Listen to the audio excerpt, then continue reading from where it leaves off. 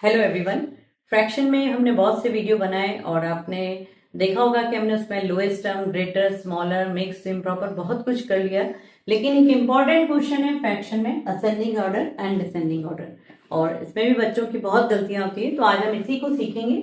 अगर इस तरीके का फ्रैक्शन आपके सामने दिया और आपसे कहा जाए कि इसे असेंडिंग ऑर्डर में कीजिए या डिसेंडिंग ऑर्डर में कीजिए, तो आप कैसे करेंगे?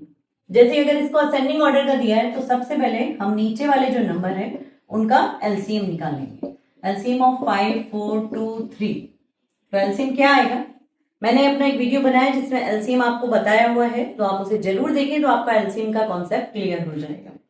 अब हम 5, 4, 2, 3 इसका जब हम एलसीएम निकालते हैं तो सबसे पहले 2 से जाएगा, फिर ये 2 से जा सकता है,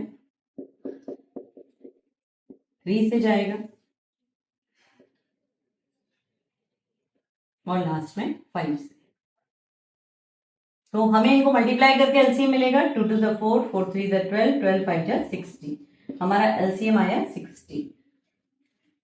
अब क्या करना है, हमें इन सभी नंबर को 60 बनाना है, नीचे डिनोमिनेटर में 60 लाना है। तो वो हम कैसे लाएंगे? जैसे पहला नंबर है 2/5, फ्रैक्शन है ये। अब 5 को हम किससे मल्टीप्लाई करें कि 60 आ जाए? तो कई बार ये समझ में नहीं आता, तो आप 60 में 5 का डिवीजन कर लें। 5 पंजा 5, बचा 10, 5 2 जा 10। तो हमारा आंसर क्या है? 12।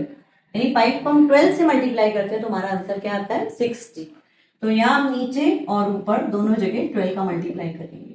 तो 12 5 जा 60 और ऊपर 12 2 जा 24। उसी तरीके से जो सेकेंड फ्रैक्शन हमारे पास है 3/4, इसको हम 4 को किससे मल्टीप्लाई करें कि 60 हो जाए? 15 से। वही तरीका करेंगे 45/60। 1/2 को हम किससे मल्टीप्लाई करें कि 60 हो जाए? 2 को हम 30 से मल्टीप्लाई करते हैं तो 60 आता है, 30/60। एंड 2/3, 3 को हम 20 से मल्टीप्लाई करते हैं तो ये आता है 60। तो हमारा आंसर आया 40/60।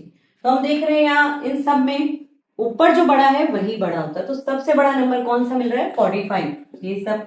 ये सबसे बड़ा है, लेकिन हमें असेंडिंग ऑर्डर में सबसे छोटा सबसे पहले चाहिए। तो इन सब में सबसे छोटा नंबर है 24, यानी ये सबसे पहले आएगा, फिर आएगा 30, उसके बाद 40 और लास्ट में 45। तो ये हमारा असेंडिंग ऑर्डर हो जाएगा। तो हम इसे लिखेंगे कैसे? असेंडिंग ऑर्डर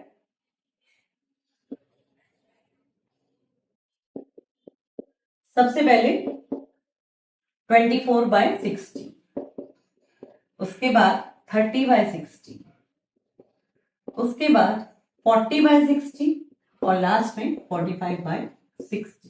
इसके बाद हमें इनके नीचे इनका ओरिजिनल लिखना बहुत जरूरी होता है, क्योंकि क्वेश्चन हमें इसमें दिया है, इसमें नहीं।